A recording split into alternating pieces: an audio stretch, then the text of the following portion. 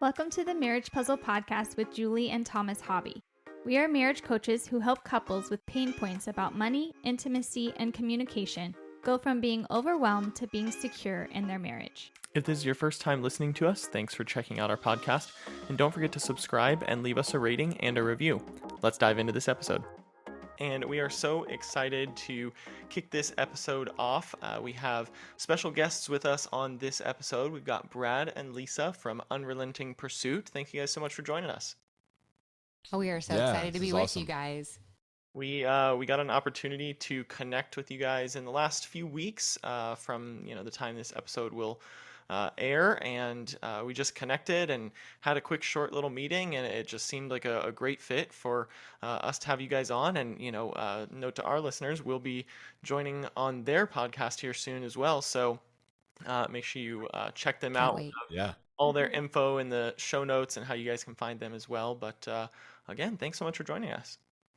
Yeah, Brad, we've enjoyed kind of getting to know you on the on Instagram and now on Zoom, and we've just been really impressed with your story and your story for your marriage and redemption and what God's done in your life. And so we just thought it was a perfect fit for our listeners to hear your story and learn and grow from it. So would you guys be so kind to share your journey with us?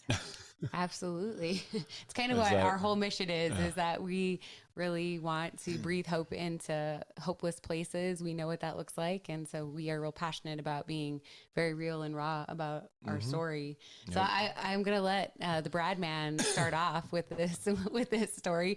And just to kind of introduce ourselves a little bit, we've been married for 20 years. Yep. We have 3 kids. We have a 16-year-old, a 15-year-old, and an 11-year-old. So we're in that teenage phase. And this particular part of our story happened after we had been married for 10 years. So I just kind of want to give that little prequel before we launch in. Also, I don't think you've ever called me Brad, man. I don't know you what like that's it? about. No, that's kind of weird. All right, so throw that one out. No more Brad, man. So I'm starting? Yeah, you're starting. All right. So like Lisa said, this happened 10 years into our marriage. We were, it was in 2011. Yeah, since we've been married 20 years. Yeah, I'm slow at math. Anyway, I just through a bunch of different, I think, small choices that I was making, and I wasn't rooted and really grounded in my own relationship with God. I was more of just, I had a relationship with God, but it wasn't strong, and I wasn't practicing. I wasn't training to make it strong. I wasn't doing all those things. And so it was a lot of little decisions that led me to have an affair on my wife and step away from my family. I was, through work, through what I do for a living, I was traveling a lot, and I was gone for an extended amount of time when all this started happening. And it was, I kind of turned, I turned away from everybody that would speak life into me. So like even my parents, I didn't talk to them really. I didn't want anything to do. I was a totally different person. And it just continued. And I think it was for sure, like little compromises even in that process that led me to having an affair. I didn't wake up one morning and go like, all right, well, today's the day I'm going to step away from my wife and try to burn all this down. It was nothing like that. Oh, we always try to tell people too, because I think automatically when listeners hear stories like this, they're just like, they just think like, thank God that's not me. Like that's like your first initial reaction. Absolutely. And I mean, it should be. Yeah, because of course no one ever wants to walk through this. I don't think anyone gets married with the idea that one day I'm going to face having an affair and trying to figure that out. But we always want to emphasize that we did not have a bad marriage before this all happened. And so we really want people to even begin to establish guardrails in their lives, because we want them to learn before they ever face these things. our marriage is much better now. But before then, we never looked at our marriage and thought, oh, well, this is just on the rocks. This is disastrous, or we're in a place where this could happen. I mean, I never would have fathomed this would be something I faced, because I always laugh because I say, like, well, I quote unquote chose right. You know, it was like, this would be something I will never have to face. Like, I chose right, you know, and it's just funny how God kind of just weaves things through our story. But I just want to emphasize that for those listening, this is not this could never happen to me story. This is, you know, one of those things where we never ever fathomed facing this. So yeah. Anyways, many small steps in the wrong direction. Oh, sorry. I mean, I probably would have gotten to what you were saying, but you just, but no, yeah, it was, you know, that's exactly what it was, like all these little compromises that I never would have or do now, but it wasn't part of my life. And it was just small little compromises that led me to ultimately having a physical affair. And then, you know, fast forward, and then when Lisa found out and I moved out of the house, and in my mind, everything was done. Like, okay, I got caught. You know, that's it. It's over. We'll get a divorce. We'll figure this out, like however this goes on from here. But when I got caught, it was that attitude of it being over and done. And so I just continued everything and distanced myself away from everybody again. Like, I kept doing that over and over again.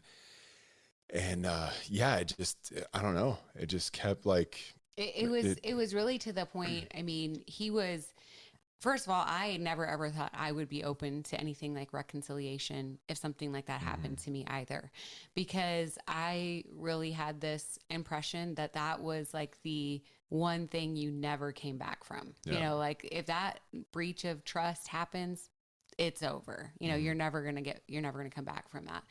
So I really had that impression from the get-go, and God really was in this process of doing a work in me, which of course that's what he does, right? He just is always working on us.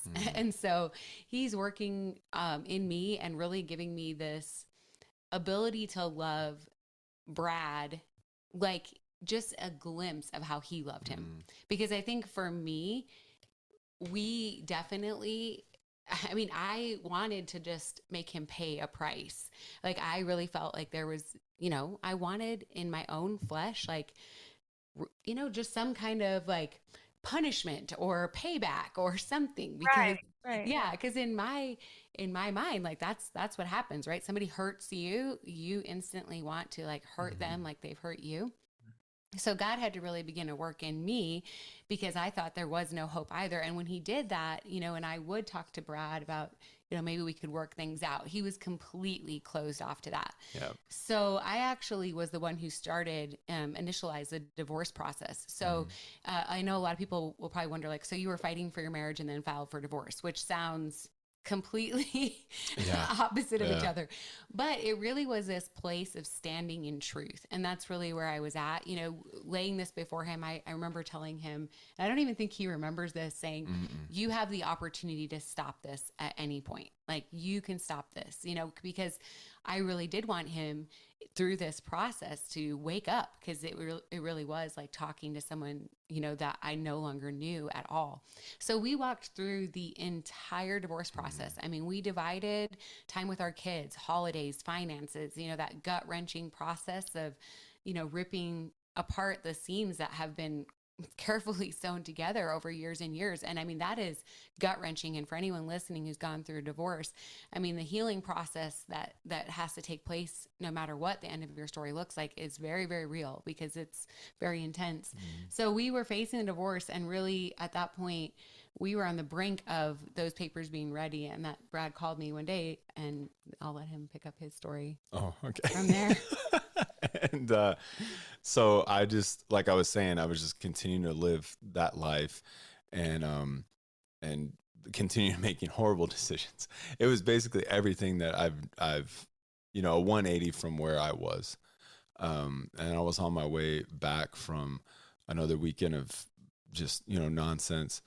And I I always tell people that it was like my road to Damascus moment in my life.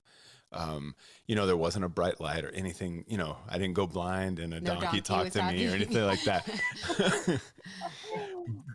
But Good story too. yeah, no, absolutely. But no, it was just a loud, as loud as it could be, but it was definitely like unaudible. It wasn't, like it wasn't like someone talking to me right next to me in a seat, but it was just so loud, and it was God just giving me a choice right then and there, and it was a fork in the road, and I just remember so clearly feeling and knowing that I had my choice right there, and this one, it was nothing promised like, oh, this is going to be easy or anything like that. It was just, this one leads to death. And at that moment, I really did truly feel like it was even though I was running from God this whole time, that it was one of those like, okay, here's your choice. Like, you can run from me and this is it. 100%. You can leave. And that's the road. And then this road, not promising marriage or anything like that, was just, this is back to me. Like, here I am. I'm still here, even though you ran, quote unquote, so far. And so like I broke down on the side of the road, and then I called Lisa and just asked if there was any way we can, mend what was going on. Like, and that started this long process of reconciliation and, all that. The biggest thing that hit me during this whole thing was when I did call Lisa. And then later I found out that, so many people, like my parents, I knew my parents were praying for me in the back of my mind. Like you know that, especially in the environment I grew up in, but learning that there was so many people not necessarily praying for our marriage, but just praying for, my eternity, basically, right? Like praying for me to turn back to God. And then learning that Lisa the whole time too was praying for me. And so that was my big, I learned about this like much later, but it was just such a moment where like that one moment on the highway was the beginning of the answers to hundreds of people that were praying for me, and so it was, yeah. Wow. And I will say too, just to, how God, when he shows up, he shows off, and it's like, so when he called me, like it was an hour later that our divorce attorney called and said, the papers are ready. All that needs to happen is the judge needs to sign them. And in that moment too, it was just like, you just held on to this hope that just seemed so ridiculous for months, and so when Brad called too, I didn't have enough faith to tell him to rip the papers up, but I did just tell him, just hold on. And I think he thought I was so insane because he knew what was going on in our story, but just to even say like, hold on was a big step of faith for me too. That's huge. I mean, just the story from that beginning to end. I mean, obviously, there's just there's so much in that, and I mean, we could probably talk about it for days, right? Yeah. And really just not hit everything. But tell me about just the uh, like what was the feeling in that? I mean, did you ever feel alone in that time frame? I mean, did either of you? I mean, or did you feel like, well, it was that kind of an afterthought that it was like, we're both trying to fight either for this or against each other, or did you ever just feel alone? I felt horribly alone. Yeah. I mean, I think that's when, my relationship with God became so precious to me. Like I had always walked with God, but I had never had to walk with God in a place that he was sustaining me from day to day. And so I really became just desperate for his word, desperate to hear his promises, stand on his promises. I mean, that was the hope that I was in at the time. We had 3 young kids. Our youngest was 9 months old when this was going on. So it was an intense time in your life, whether you're married or not. You have these 3 young kids, but it never failed to amaze me how in my loneliest moments, God showed up and reminded me that he was there and I was not alone. I mean, from verses that friends would send me to people calling to pray with me, to people showing up at my house with a meal, to literally my longest standing friend calling me one night when I told God it wasn't fair that I was in my bed by myself all night, because I got kind of David honest with God, like, what the heck are you doing? And smote everyone, or smite. But anyways, that very night, my longest standing friend called me and was like, I'm on my way to you. And this required a plane trip, a rental car. I'm on my way to you. God told me to come. And God, even in that moment, knew that this was a friend that I had had so many sleepovers with during my lifetime growing up, that I was completely comfortable with her being in my bed. And I just wanted someone there, like, I didn't want to be alone. And so God just never failed to just show up for me over and over. I think he's so good. There's a verse that talks about God being close to the brokenhearted. So as lonely as I felt, I don't think I've ever felt as held by Jesus as I was during that time. That's really how I felt. Yeah. Sweet. Yeah, And I didn't. Brad, you talked about compromises that you made along the way. Would you be so open to share kind of a Yeah. little bit more into how, because you said you didn't wake Yeah. up one day and choose to do this. So like, what was that kind of path that led you there? Yeah. So, and I kind of hinted to, my relationship with God, my personal walk. Real quick, I grew up in church. Like my uncles, my grandfathers, they're all pastors, are or were pastors. And so I grew up, being there all the time and knowing all the things, at least like, knowledgeable, right? And I had experience. I had a relationship with God. Sometimes I say like it wasn't fully mine, if that makes sense. And other times I kind of explain it as like I was never tested enough to know that I wasn't as grounded as I should have been in his word and in my own relationship with him. But so because of that, um, we didn't like, we went to church regularly, but I wasn't really invested in the church at all. And just there enough to like, kind of meet people and kind of know people, but I wasn't really there, like just, fully invested. I mean, you see that all the time out of certain people that are fighting things or whatever, and they go to church. But I check the box. yeah, I was just kind of definitely just checking the box. And so that was a big part of it. And then since I did travel a lot, like I started, so one, like I used to never go out with the guys I worked with. Like I never really did that. And on this particular rotation, I ended up going to like, and it's fine, like going to dinner after we were done with the day, but then, I'd go to dinner and have like a drink, and then I'd go right back to the hotel.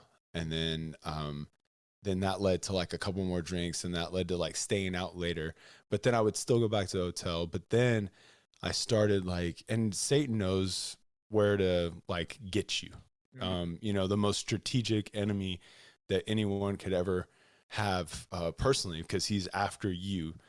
And so, I'd still go back to the hotel because I was still doing like, the right things, right? Like I wasn't really compromising. It was not that big of a deal, like, whatever.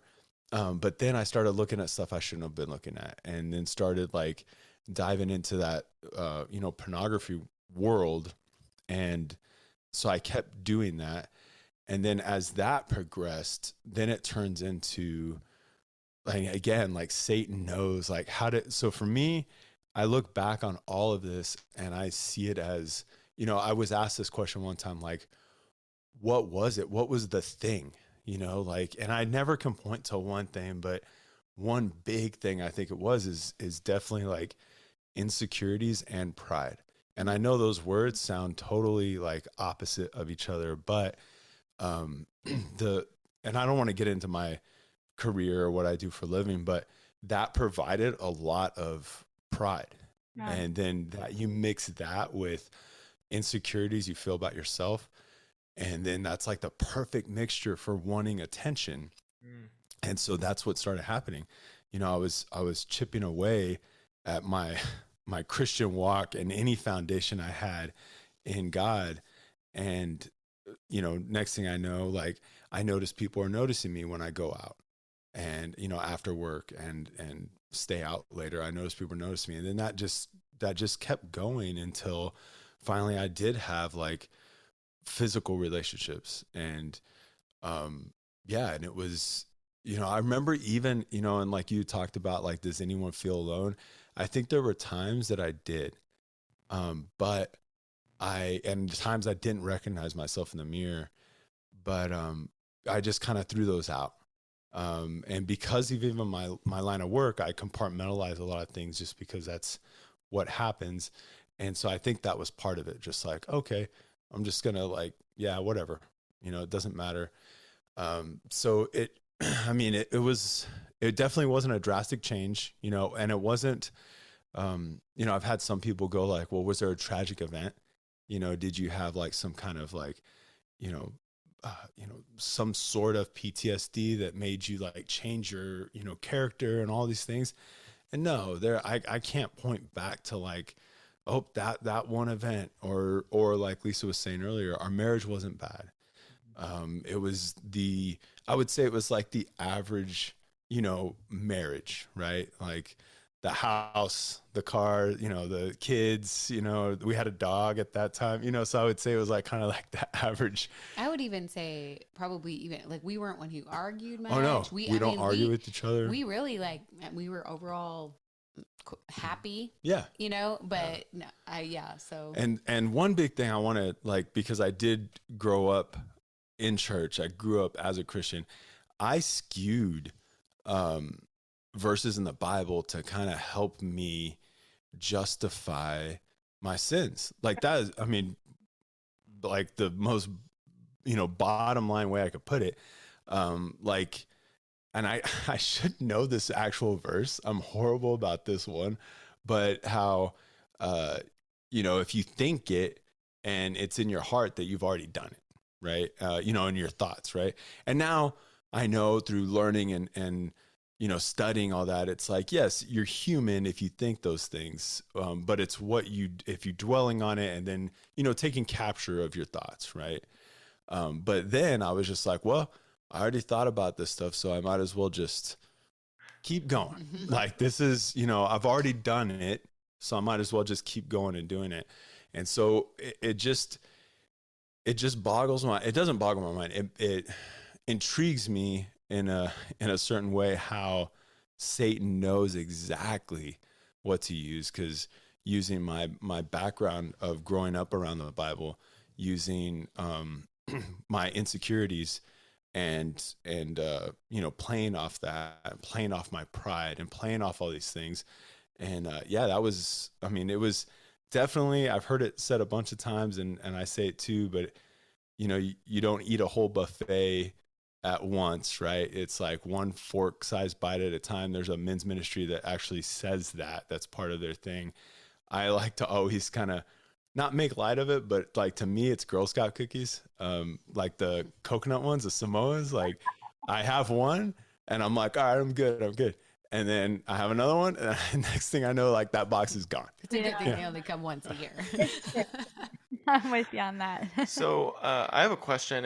You've been talking about the pride and insecurity thing, and something that at some point there was obviously some guilt along the way. Even at least in I don't know your story, but at the very least, when the reconciliation began, there had to have been some type of guilt involved. So do you think that for you, would you say that the pride kind of overshadowed the guilt, which is what you kind of kept you going down that path, or constant battle back and forth? No. I like I said, I there was something in me that did feel guilty, but once everything was out and I wasn't living at home anymore, all of a sudden it was like, well, that chapter's done, and we'll have to keep, I'll have to figure something out. Like we're going to get a divorce, but that's done. Yeah. It was almost like what I even felt, this is just like this cut off of like, you are no longer part of my life. Like that is this, like I have to move on. Like this happened. And so now I've got to move on. And so yeah, when that was going on, like there was no fight with with feeling guilty. It was more of like, okay, like in my skewed mind and exactly what was supposed to play out without God was, oh, here I go. I could do whatever I want. Like, I don't have to worry about anything now. I don't have to lie about anything. It's like all these skewed thoughts that run through your head. And so, yeah, I wasn't battling daily or anything like that. It was definitely pride, like just full on pride during that time.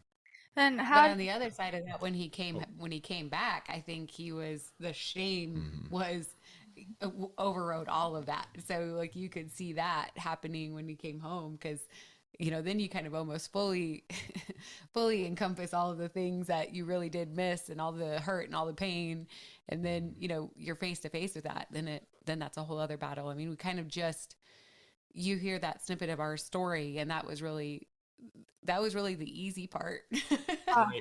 That makes sense, when you're walking the road to reconciliation. That's what I was going to ask. How do you get from there to forgiveness? And that's a question for both of you guys. Then, Lisa, how did you forgive Brad? And Brad, how did you forgive yourself and move away from that shame and guilt? So for me, God is so good to really give you what you need in the moment. So God began working out in me before we ever decided to work on reconciliation, was forgiveness. And so it's funny because so many things that happened during this, 6 or 7 month period of time, Brad has no memory of. And it's like emblazoned in my mind, But for me, God spoke to me that I was supposed to forgive this man who had not asked me for forgiveness long before any of that took place. And I was reading a book called The Bait of Satan by John Bevere, and I don't even remember everything about that book. Yeah.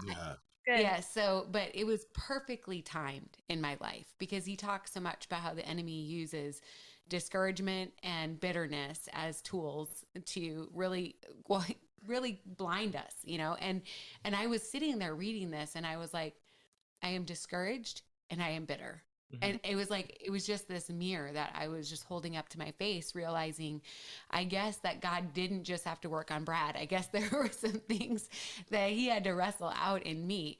And I remember even getting angry at God about that because I felt like, leave me alone. Like, Right? I'm not the one who did all these things. Worry about him. And just I'm fine over here. And so all the things that God had to do in me during that time, I think there was a reason why we kind of had this separate journey for so long, because God had to show me that there was nothing that I could do to make this happen on my own, because I'm that person who's like, here's the problem. Let's tackle the problem. Let's figure it out. Let's go after it. And it was almost like God had to like wrench every one of my fingers off of this situation and like scenarios of like, are you going to let me have it now? Are you going to let me have it now? Are you going to let me? How about now? As I keep trying. So he showed me, through that I had to extend forgiveness, and it wasn't excusing what Brad was doing, but it was for me, that I had to do this because I had to move forward and I had to heal regardless of what our story was going to look like at the end. And at that point, it looked like we were going to get a divorce. But I was faced with this point of, do I want to be a bitter and discouraged woman the rest of my life? Like, that is not what I want for myself. I want to walk forward in healing. I want to walk forward that no matter what this story reads, I can come out pointing at Jesus as the victor and that I am an overcomer. So he wrestled that out with me. So I remember I went and I told Brad that I forgave him. He literally does not remember this conversation. It was like so monumental for me. Like, I forgive you. Like, doesn't even remember. But I would say, and it was something that God was working out in me, and it was this process of obedience. And then also that forgiveness is not a one-time deal. So I forgave him that day. And, 2 days later, I felt that same discouragement and same bitterness just creeping right back in. So it was the same thing that I had to continually lay down over and over and over again and really walk that out. I had to sometimes say out loud, like, I choose forgiveness, like Jesus forgave me, right? So our job is then to forgive other people. And it wasn't that he deserved it or that it was fair.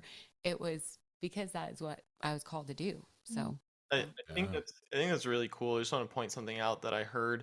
Um, uh, Lisa, when you said that Brad doesn't remember that conversation of you forgiving him, Yeah. I think in a way that's really, really cool. Because I mean, and I don't want to spin that in a wrong way, but I mean, that was a moment between you and God yeah, that it Yeah. was. had to accomplish. And if the fact that he doesn't remember it makes it that much more special of a moment between you and God. And Yeah. so just trying to spin it in a different way, I mean, a different light. I'm sure you've Yeah. thought through that on your own, but it's just a really cool No, it is angle so on it. interesting because there were so many pivotal moments that happened during that time that I'm like, this surely is going to be a breakthrough for him, like, because, it's like our own humanity. You want to think like something that you're doing is having a direct effect on someone else. And so, as we really navigated our own ministry and sharing our story, there have been times where I'm like, you remember this? And he's just like, nope. No, but And I'm like, it's okay, so then. true. And I have empathy now for people that are going through different things or that aren't choosing to walk with God, that are choosing a different path, because it's so true when people say like there's a veil up. And like during that time, there was like, for me, like there are things that timelines are horrible. Like I don't remember that. I don't remember Brad's like a lot of like, this happened, conversations. and then I was kicked out. I'm like, Yeah. what? Yeah. I mean, I don't remember. There's a ton of conversations I don't remember. There's things, but my mind was focused on something totally different. And I was actively like turning away from everything. Forgiving myself, that took, I think at some level when I moved back in and, started, getting back into the fold and rebuilding trust, I think I forgave myself to an extent. But it wasn't until, I mean, this happened 10 years ago or almost 11 now. And probably 2019. Yeah, I was going to say about 4 years ago, About probably. 4 years ago is when I truly because I lived with a certain amount of shame. Mm-hmm. Like, and Lisa wasn't like pushing that on me. She wasn't like, well, remember when you did this? It was absolutely nothing like that at all. It was just my own personal battle. And because I would see like our kids, my older kid, she probably kind of, knows a little bit of what's going on or what she has did told go us on. she doesn't want to know. Yeah, but she doesn't want to know. She knows enough. She doesn't want to know. And the two boys, they might know, that's something, right? Because, I think one of our friends said it best. I think the biggest reason why our kids kind of know something's going on is because broken marriages have come into our home over and over, yeah. and so they get that. But my big thing was I'd look at all of them, and especially the youngest, because I mean, in that 9, those, when they're not a year yet, how fast they grow. I know they grow fast the whole time, but just those like pivotal moments, I missed a lot of that. And by choice, it just bash. So I would see like, Lisa's scars. I would see like the kids, they don't even really know, but they went through that stuff. And so they do have some sort of, scars on them from stuff that I did. And so I didn't truly forgive myself until like I had a moment, with God. And now, since we've been back together and started all this, like my priority is Jesus, I do devotionals daily. I want to saturate my life. So, music, whatever I listen to is all, related to Jesus in some way. Like I don't want to step out of that. And so I was just praying, And this like popped up, you know, not daily, but it would just pop up that, you know, I'd see these things and I'm like, oh man, you know, I wish that never happened. I wish I could take that back. And God met me in that moment and was just like, you know, the scars are there 100%. Like there's nothing, like they're there. They're the consequences of what you decided to do. The scars are there, but don't ever look at them as like you, Brad, you put those scars there. See them as what I did, what God did through your marriage, how God healed everything, how God put you from where you were going down a path of death and breaking a marriage and becoming a full statistic, and you know, who knows what legacy the kids would have had, you know, all these things, to fast forward to now. And you know, our marriage is, you know, 100% better than what it was, even though it wasn't bad. You know, our kids, hopefully, I mean, we're trying hard, you know, and I love it. Like our kids now, I hear them like singing in the shower. They're singing like K-Love songs, you know, and it's like, you know, I mean, it's just these things that I don't know if they would have happened, you know? And so it was, God met me in that moment. And I think, you know, so none of this is fast at all. And it is kind of like that sanctification process too, when you're rebuilding trust and trying to come back and do all these things. And so I think that, you know, God knows when to meet you and knows how you're going to grow. And so maybe I held on to a little bit of that and I battled that, you know, to grow in a certain way, you know, but he met me when I needed it. Oh, what a story. Like redemption is, you know, I love that God's a God of redemption, and then you guys are modeling that with each other. A phrase you used a lot in your forgiveness journey, though, is rebuilding trust, and that's a great visual of rebuilding. It, you know, a fallout doesn't happen overnight, and trust isn't just earned back overnight. And so, with that rebuilding, you know, it's a process of rebuilding the trust. So my question is, how have you both, like, quote unquote, moved on? You know, you're so graciously sharing your story and hope to help others and give hope in marriage. But, you know, how have you moved on from the past and still choose to trust in the present? You know, you even talked about insecurities. Like, how do you not have insecurities that it would happen again, or, you know, or checking Yeah. every moment of the day, or, you know, emails and phone calls, or how do you not swing the other way of being so insecure that you're not, you know, Yeah. secure in that trust that you have rebuilt? Yeah. So, the beginning of all this, how many episodes we gonna do here?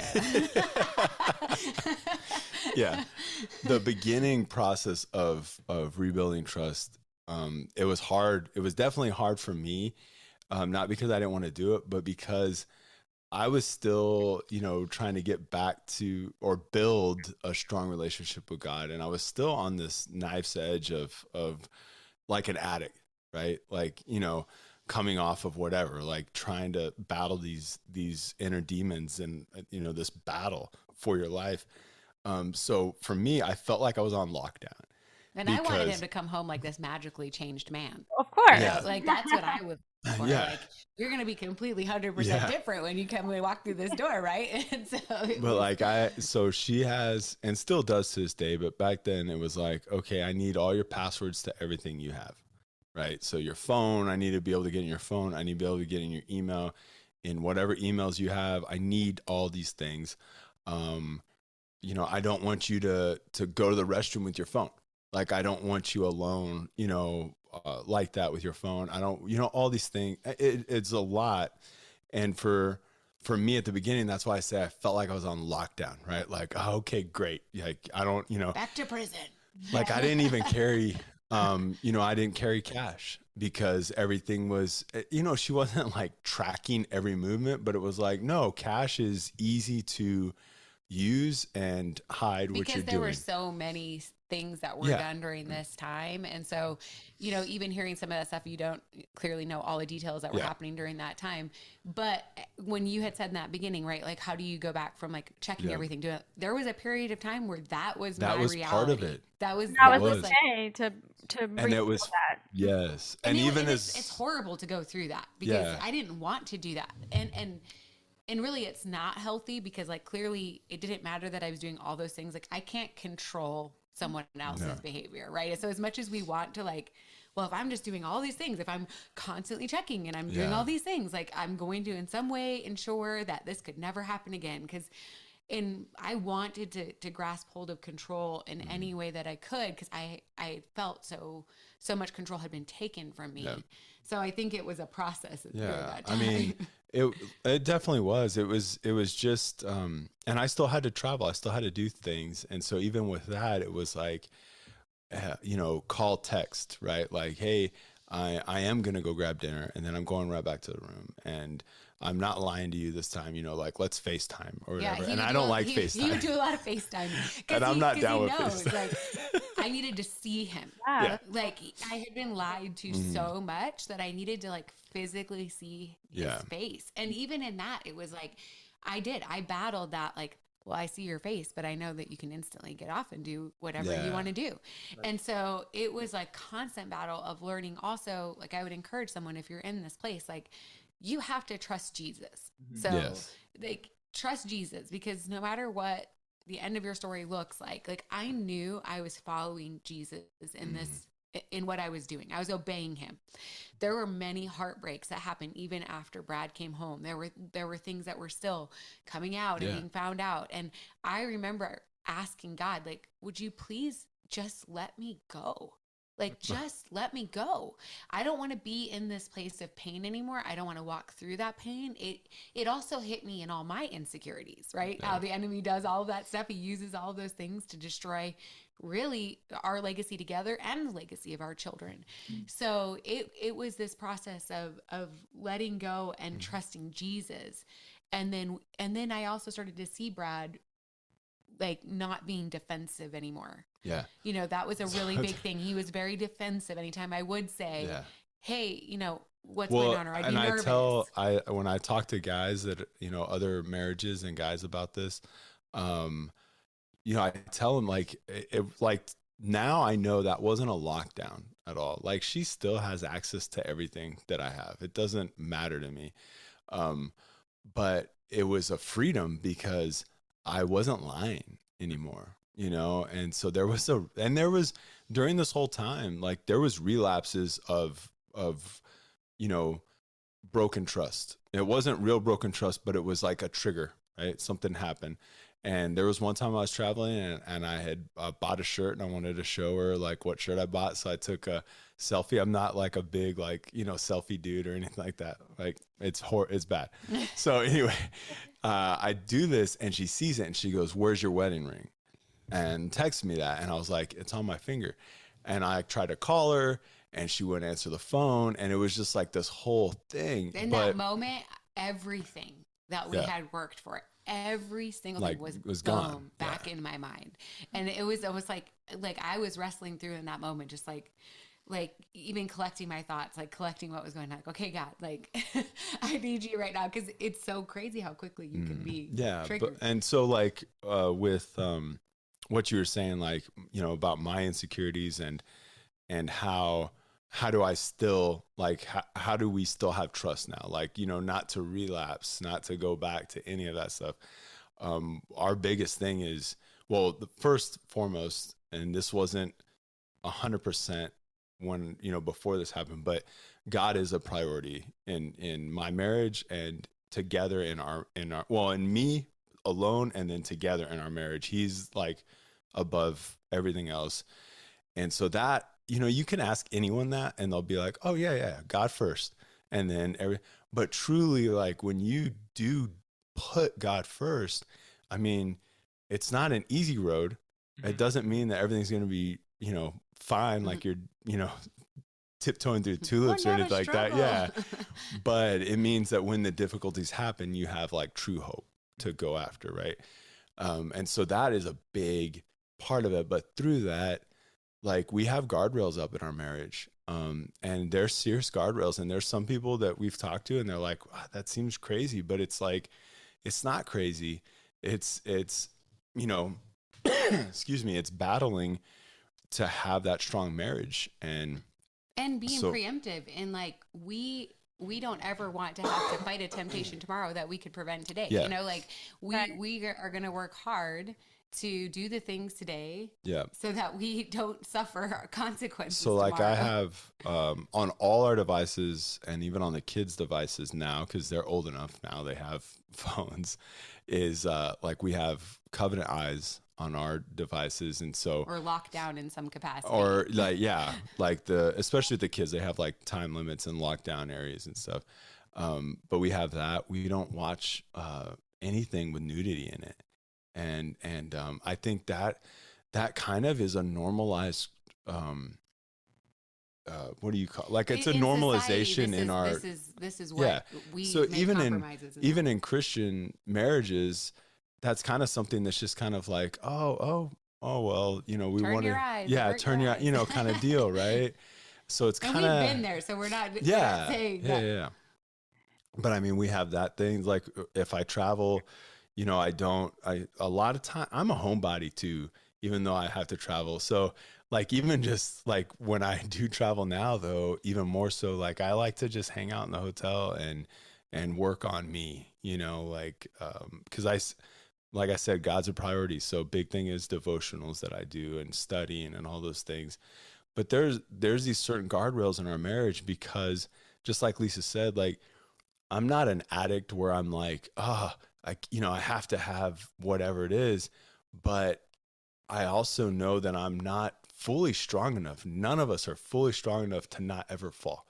And so if there's something I could do right now that will prevent me from doing whatever later or whatever tomorrow or whatever the next hour, like, I'm going to do that. And so that's like, I still struggle with insecurities. Like those didn't go away, but, with putting God first and with having that full perspective on how he is in my life and my walk with God now, like those insecurities are still there and those things I fight as a human, but knowing that my security is in God and my marriage is secure in God and my kids are secure in God. So knowing those things, you know, I don't dwell on, you know, insecurities that blow me into like a whole nother, like start taking compromises again. And I would say, a big thing for us too, is we focus really hard on moving forward. So when we do look back, we try to make it for the purpose of seeing what God has done in our lives instead of bringing up the shame, the insecurity, or like, you remember when you did this, like, which is such a great tool that many women like to pull out of their toolbox and argument. But but it really, and it was something God had to teach me too, was, did I want him to go back to those places? Did I want to go back to those places? If we had made a decision to move forward, then that was what that was. We had to start right from that point. So that it also had to do a lot with learning to control the mind, learning to control the thoughts, taking every thought captive, recognizing that I didn't have to say everything that came into my mind. That I didn't have to keep what came into my mind. I didn't have to keep it there. So really learning a sorting process, and God really was so faithful in teaching me that. Like, is that truth? Well, if that's not truth, then I'm getting rid of it. I'm not gonna keep it there. And really, like, processing it so much that it became natural for me to recognize the thought when it came in and figure out what I needed to do, where it needed to be sorted. And then memorization of scripture was huge. That is the thing that allowed us to say, nope, this is the promise I'm going to stand on. You cannot take every thought captive and know truth if you don't know truth, right? Because the enemy closely aligns the sort of truth with God's truth, right? Absolutely. So it sounds pretty much there, right? I mean, this is the same tactic used in the garden with Adam and Eve. You know, this is like, hey, you are going to know the difference between good and evil, you know, like you really are. But that's not what God had told them to do. So it's just recognizing like that closely just because it sounds sort of good. No, you need to know truth. You need to be rooted in truth. You need to be in the Bible. You need to memorize God's word. You need to ask him to reveal to you, the next step, and also be slow to speak, quick to listen. So I think it's just, those are all just for any marriage, no matter if you've ever been through, any kind of betrayal, that are good tips. That's awesome. Well, I mean, you already answered what our final question was going to be. We were going to ask, how would you recommend, couples get help with this? And you guys just kind of gave us a bunch of different options there of ways that people can, things that people can do to try and start the recovery process if they're in a situation like this. And so we'll come to our real final question is, how can people find you guys? I mean, you have given us a great glimpse of your story and our listeners a great glimpse of your story, and there's so much more that you have to share and continue to help people with. So how can people find you? So, of course, you can find us wherever you listen to podcasts. We're about everywhere. And then on Instagram, you can find us at Unrelenting Pursuit _. On Facebook, you can find us at Unrelenting Pursuit. Still don't have a website up. We'll work on it. We're still but that's where you can find us right now. That's great. That's great. Well, thank you so much for joining us. This has been such a pleasure to have you guys on and to share your story with our listeners who, again, if you're listening to the Marriage Puzzle podcast, we encourage you to go check out Unrelenting Pursuit with Brad and Lisa and follow along with them as well. They've got a lot of great stuff that they're putting out there. So thank you guys for being here. Yeah, thank you guys. Thanks for having us. It was awesome. We hope you enjoyed this week's episode of the Marriage Puzzle podcast. Make sure you go find us on social media at Marriage Puzzle and go check out our website, marriagepuzzle.com, to stay updated on things going on with the podcast. We look forward to you joining us next week, where together we'll work on marriage, one puzzle piece at a time. See you later.